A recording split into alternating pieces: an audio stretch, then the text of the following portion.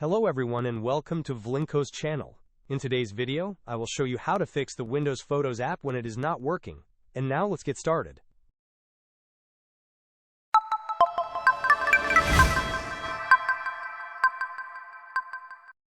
If you are facing issues with the Windows Photos application, the first thing to try is a simple repair and reset process. Begin by typing the word Photos into your Windows search bar. Once the Photos app appears in the search results, click on the small downward pointing arrow next to it, and then select the option for App Settings. Within the App Settings, scroll down until you find the Repair option, and click on it. This will attempt to fix any corrupted files associated with the Photos app without deleting your data. If repairing does not resolve the problem, you can proceed to the Reset function. Click on Reset, and then confirm by clicking Reset once again. This action will revert the Photos app to its default state. There is no need to reinstall the application, as the Photos app is an internal Windows application.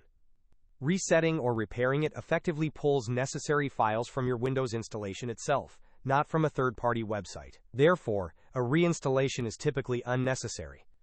Hope this was helpful. Don't forget to like and subscribe if you enjoyed.